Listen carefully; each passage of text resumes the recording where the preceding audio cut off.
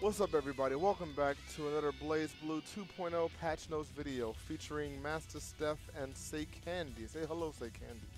Hello, Say Candy. This episode we'll be talking about Rachel Alucard and her what's the word for vampire? Lycan something.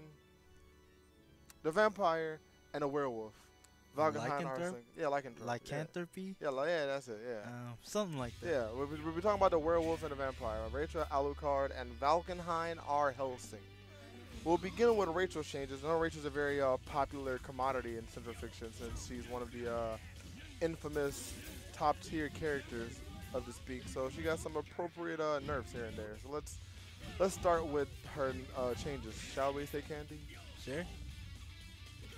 So first up, per the standard of people with weird hitboxes, she got a hitbox increase. Okay. Probably make people's combos more consistent. Not too much there. But next is her 2C now blows opponents further away on counter hit.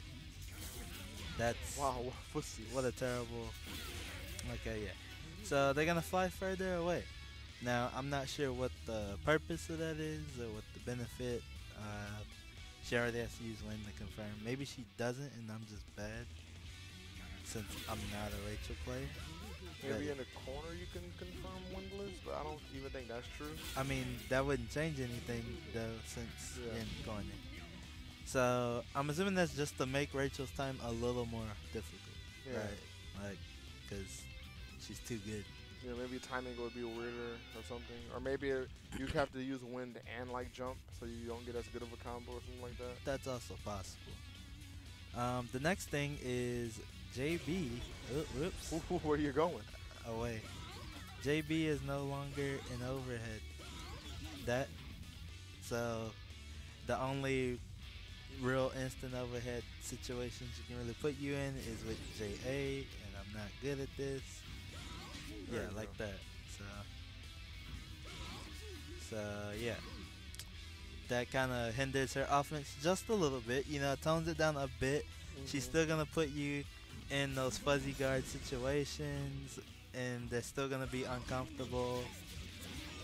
You know, and she's still going to do stuff like that and then put George out and make you block more. Yeah. Didn't change. Didn't change, but JB not being an overhead means she'll get a little bit less damage off of her confirms. Yeah. And She get less damage, and it's more likelihood you'll be able to block her. yeah, it'll be easier time to block since you don't have to worry about like an instant JB into like JC and the JAs and the more win JA nonsense. And the next change, it says her J2C has landing recovery decreased. So that's gonna recover more. So maybe it's so she can like move and then get back to the ground or something like that. Maybe. The combo time level has been increased. So it's a better starter for combos. I don't know why she would want to start a combo with that in the first I place, have no but idea. Maybe like on counter hit, it like has like some weird. Why is this crush trigger so good? I don't know. Where's the hurt box on that thing?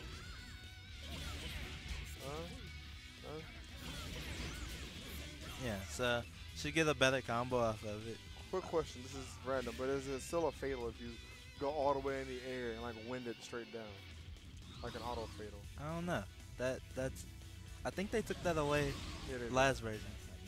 But what if you counter somebody with it though? That's a real question. You gotta win. Oh yeah. Okay, it's still a fatal. It's a big fatal. That is a big fatal. So maybe if you find a way to fatal somebody with that, then you get some kind of reward. I don't know when you would ever find a way to fatal somebody with that. The hottest punish, 2017. The hottest punish. But let's see. The next thing is a big one. How many people are tired of fighting Rachel and she does that? I am. I am as well. So next thing, any use of wind adds to her negative penalty number, right? Even if it's forward. So when you got her in the corner and she gets out and she starts throwing stuff at you and all that jazz, adds to a negative penalty. What it's really gonna do is keep her from running away and continuing to run away, right? She's gonna have to do something. Yeah, because if she keeps doing that, she'll eventually go into negative. Yeah. And some people were a little bothered because that means that even when she's like on offense, it would add to her negative penalty. But I'm pretty sure because she's holding forward and trying to attack you, it offsets the negative penalty. Yeah, so if you're actually being offensive with wind usage, you won't get a negative penalty. It'll balance out basically. Yeah. So you don't have to worry about going negative on offense. You just have to worry about getting to negative faster by running away with a win. Yeah. And the next change is also one I really like. Wind tech is gone. Whoa! Praise Mori! Whoops, I'm bad. I mean, I'm already in the corner. Yeah. But yeah, so that's gone. She can no longer wind on wake up during her tech animation. In addition to that, that same change affects something else I hate. Well, winding out of overdrive, which means she gets a wind exceed excel that moves forward, and no one else can do that. That is true. So now you can actually backdash it if you really want, instead of getting caught like that. I really hate that. You seem like you really don't like that. Yeah. So Well, now, that's nice. so now she just gotta sit there when she overdrives. So that's nice. That's fair. Next up is my man's George. Obviously can't be shown because you're Valkenhayn, but projectiles push him backwards. That's interesting. Yeah. I want to see what the animation for that looks like.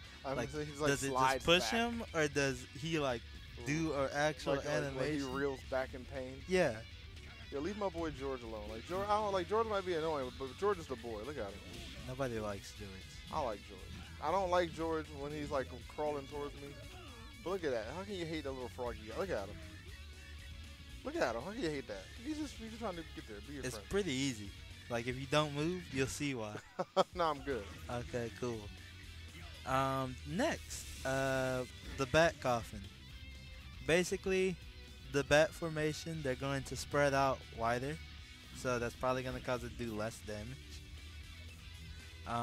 And when you do win, they're going to separate and spread out wider.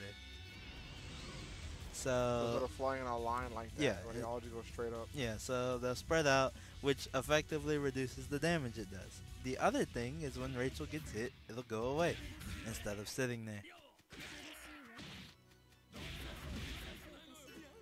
Nice.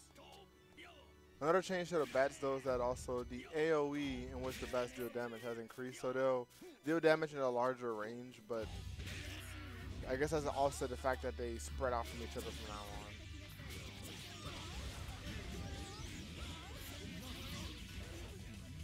And I think that's it, right? Yeah, that is literally everything they did to Rachel. So they still did enough to keep her intact, but make her more or less a little bit more fair. So everybody, I'm sorry, you're gonna have to hold on to your Rachel wheelchair jokes because I don't really think she's in a wheelchair. She might be put in a leg cast or something. A leg cast? Yeah, you know, like she sprained her ankle or something. I don't know. I mean, she'll still be fine, but you can't win tech anymore, so for all those Rachel that don't like blocking on wake up, Yeah, I got some bad news for you. yeah, like for those Rachel players with suspect defense, I hope you can make your defense a little less suspect.